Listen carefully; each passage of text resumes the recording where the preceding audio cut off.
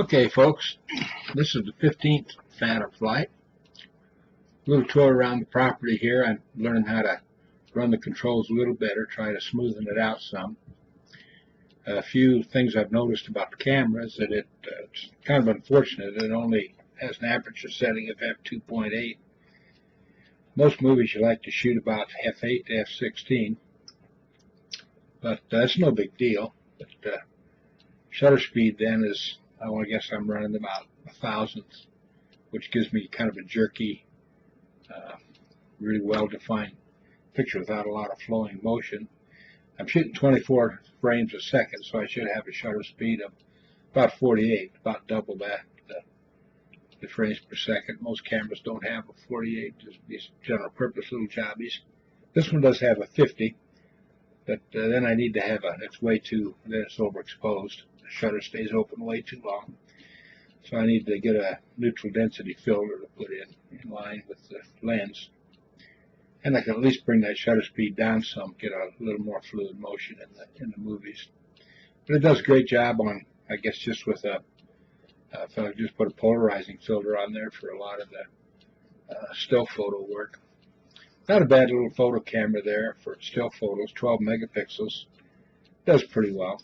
Dave and I have, let's see, I've got a picture over there that we've blown up to about probably 50 by 30, and it looks pretty good, real good definition. So I'm not complaining about the camera. There are always a few things that you'd like to see improve some. But all right, without further ado, we'll get into the video filming here, and we'll take a little tour of the property, and I'll explain as we go along what I'm doing and which direction and what we're shooting at.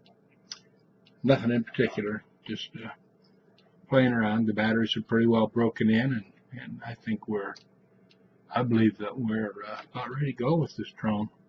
I've applied for a commercial permit so that if Dave and I wanted to, we could use it for our commercial photography at Hamilton Color Lab also. And we'll see how that goes. I don't know if I have to take a certification course in flying it or what, but I'll find out. Whatever it is, we'll do it. And here we go. Flight 15 with the Phantom 3 quadcopter drone. First step is to let the aircraft hover a little bit, about a meter or two above ground. Check out all the controls. I didn't do that on one flight, and it took off all by itself for some strange reason. Something wouldn't sync properly. Crashed it into the ground and had to put a little super glue to work on it. Straighten out a few of the parts. Fortunately, I've got the prop guards on there, which is an accessory. So it wasn't too big a deal. Now we're back in flying shape again. But I've learned to always check out the controls now before I go anywhere with it, and that's what I'm doing. We're lifting up here, and we're going above the house. We'll tilt the camera down, give us a little better angle to shoot from there. There's the front of the house. I'm standing underneath the tree in the shade to the bottom right-hand side of your screen there, where it's a little bit cooler. Temp's about 95 degrees today, so it's pretty warm, and they're doing a little sweating. Okay, we're up maybe about 40, 45, maybe 50 feet right now, and we're looking down at the roof of the house. We just had it re-roofed last summer. Trofill shake shingles and put that new brand on there they look kind of like shake, but they're going to last a lot longer, and they don't change color quite so rapidly after only a couple of years. Now we're moving out toward the north. You can see a lot of the trees. Oh how the trees have grown.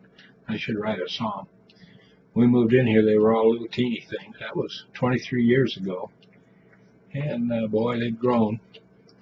And right out here in the northwest corner, that's what we call the Jugal National Forest. That's where Craig, the fellow that was here before us, started his trees. He planted all these trees, and he'd start them there from seed, but as you can see, some of them got away from him before they got transplanted. So we've got the Jugal National Forest. And then just past that, on the north, is the neighbor's place. I'm not sure what he's got in those barns anymore. The ex-neighbor had horses in there. I think he's got some animals. I don't know what. Now we're panning over toward the east. We're actually, to do this panning, we're actually turning the drone. The camera only shoots forward, so fortunately we can turn the drone 360 degrees, pointed any way we want. Now we're going to head toward the east, over the backside of our property. The property here is rectangularly shaped, and it's 6.02 acres, I guess, is the way the county's got it listed. If they know what they're doing. I'm not sure anymore about government. Okay, we're out over 180th Street, which runs north and south, and we're staying within the confines of our property here, because if this thing quits and comes down, it's going to come down like a rock, and if it happened to land on somebody's head, why, that could be a pretty bad deal. So we just keep it pretty safe, as safe as we can, and keep it below the 400 feet level that the FAA restricts us to, which is fine with me. That's plenty high. And now we're looking right down 180th Street off to your left there, which is the east. You've got Hy-Vee way in the far left, and the parking lot out there, and the Hy-Vee gas station, and there's a bank there, a few other commercial buildings. Used to be all cornfield 23 years ago when the Jugels moved out here to the farm. No more. The city has just swallowed us up. Almost out to the Elkhorn River. So it'll be there one of these days. Used to have to drive 10 miles into town to find a restaurant if we wanted to go out to eat. Now they're all over the place. So that's progress, I guess. That's progress, they tell me. Now you can see that the trees that ring our place there, as you look toward the south, you can see that's the neighbor's lot we're looking right down on. His tree line runs across the back too. Ours is at the lower part of the frame. There we are panning back to the north, turning the drone, actually the quadcopter. And we're looking back toward the west, which is our lot. Now you can see all the trees that Craig planted there that Marlene mows around. Marlene doesn't mow at all. She mows about 4.5 of the 6 acres. And we leave the part closest to 180th Street here in the lower part of the picture, to the lower part of the frame. We leave that for the wildlife. We have deer and bull snakes and whatever you can imagine. Pheasants one year we had back there. So that's the story there. It's got brome seeded in it, so we don't get a whole lot of don't get a problem with weeds and noxious weeds. But we don't mow it. As a matter of fact, we stay pretty well out of there, except Marlene does dump leaves there in the fall. She ends up with plenty of leaves. There's you can see the trees down in our southeast corner. Our rectangle is ringed by trees all around, and then we've got a lot of trees, smaller trees in there in the wildlife area, and shrubs. Most of those are volunteer. They just kind of come and go. And of course we've got a lot of dead pine trees from that pine wilt that hit us a few years back, and gradually just took a lot of them. Okay, we're going back toward the west now, and we'll float over the property. We adjusted the angle, the tilt on the camera. I'm trying to keep it halfway interesting. We're playing around with the controls now to try and move as smoothly as possible. We've got to be able to do that a lot better in order to do anything serious, but if we work on it, it'll come. Dave will probably be better at this than I am as soon as I can get him through the training course. Us old guys, we don't react too fast anymore, you know. I'm sipping on a little coffee while we do this. All right, now we're looking down on the ham radio antenna there. The antenna's a Tenadyne 10-element log periodic. Works on all the HF frequencies, and above that is a 440 Yagi I use for amateur television, and then sticking straight up above that, the vertical, is a 2 meter, and well, it's a 440 also, dual band antenna. This gives me my VHF capability for the radio station, which is down the basement. And we're looking now toward over the house and toward the neighbor's lot, Al Hill over there, back down directly over our antenna into the backyard and the deck. And there's we've been out on that deck a lot this year. There's been so many mosquitoes. We've had a few good nights there.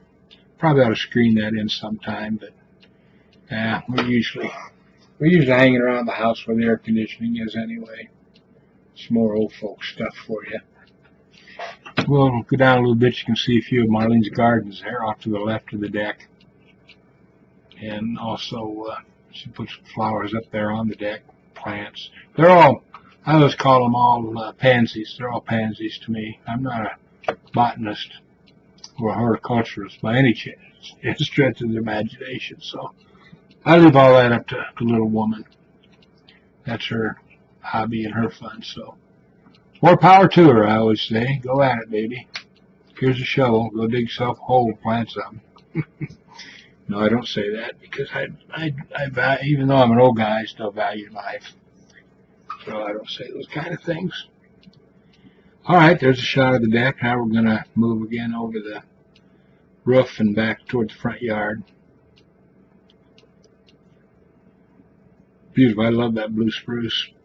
It's one of my favorite trees. And there's an autumn ash down in toward the east that I really like too, especially in the fall when it starts to turn color. Beautiful tree.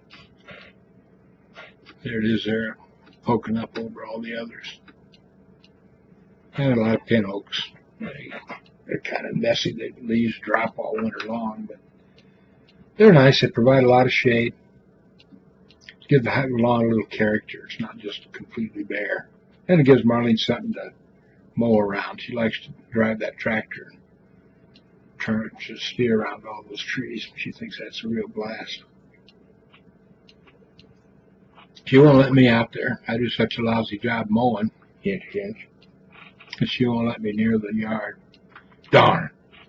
Sure wish I could help out sometimes, but that's the way it goes. I don't want to tick her off, you know.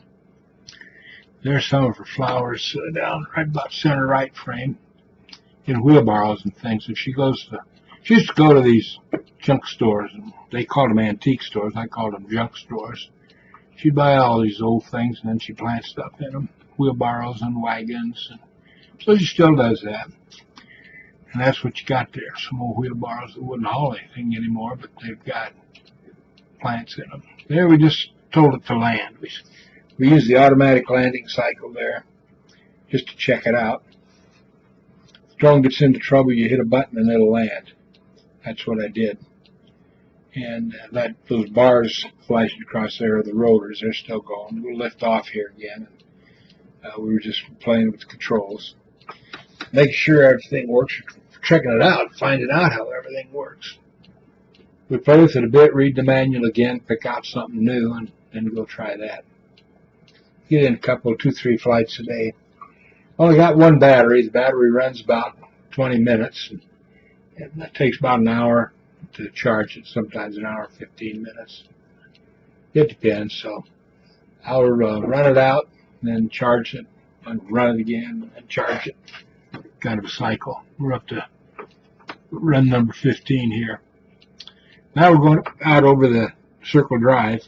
It's actually more like an egg-shaped drive. Looking toward the west, there's neighbor Al Hill's place over there. A lot of coming and going there right now. They're putting in a new kitchen. So you've got a lot of traffic with workmen and materials coming in there. And it should be quite a place when it's done. It looks, Marlene saw it the other day and said it looks like it's going to really be neat. They've torn it down to the walls. And they're really going to redo it. Now we're circling with the drone. We're just turning the drone, playing with that, make sure everything works well there. Trying to make it as smooth as we can. And you notice all that definition on the leaves and the cones of whatever you call those. They're not really leaves on the pines. But if I could get a little bit slower shutter speed there, you wouldn't see so much of that. It'll be more like like fluid motion, a more fluid motion. And I'll achieve that with an ND filter, but I haven't ordered one yet. But I've got it in the cart on Amazon. I want to add a few more things to it too. I want to get a couple more batteries, so that'll give me a total of about 45 minutes to an hour. I need to go out somewhere and shoot something. I hate to run out and then have to charge the battery. Although the new pickup we got's got a 300 watt converter built into it, inverter, so I guess I could charge it up in the pickup if I took the pickup. Oh well. Anyway, we're at the end of the driveway now, and we're starting to get a low battery indication at about this point. It was set for 30%. After the flight, I reset it to 20%. That comes from the factory at 30%, one of the default settings. And when it gets down to, when it starts to get low, it tells you it's getting down there. If it gets to 10%, it'll kick in auto landing by itself. It'll come home and land where it started from. And if it gets too far out of range so that it can't get home, it won't let that happen. It'll come home too. So that's a pretty neat system that they built into this thing. They try to build all sorts of protections for you to make sure you don't lose your drone or you don't drop it on somebody or somewhere where you don't want to. I still have a sticker on there with on the battery. Gives my name, address, and I'll put my AMA number on there, the Aircraft Modeling Association number when I get it. I just joined that outfit. Okay, now there I am with the controls, and I'm going to bring her down and land her. We'll set her down on the cement there. That's I call that my takeoff pad. Takeoff and landing pad. There's Marlene. She heard the noise and she's coming out to see how it's going. She's been working out in the yard today. She goes out and works a while, then she gets warm and goes in, has a glass of iced tea and rests a bit. Then she goes back out again. We don't like to overdo it. Us old farts, we like to sort of take life easy, you know. We don't see any reason to do things in a real hurry anymore. Okay, there we are. We're both checking the drone. I'll move the drone in to get a close-up, and Teeny Weeny jumps behind me because she doesn't want that drone running into her. Don't blame her, I guess. And now we're backing up. Those guards on there, I'd say if anybody gets a drone, make sure you get those prop guards on there too. Those props are pretty vicious. If they slam into somebody, they're going to cause some damage. Okay, there we are. We're down. We're back in the landing zone and stopped the props, and we're finished with test flight 15 and playing with the controls.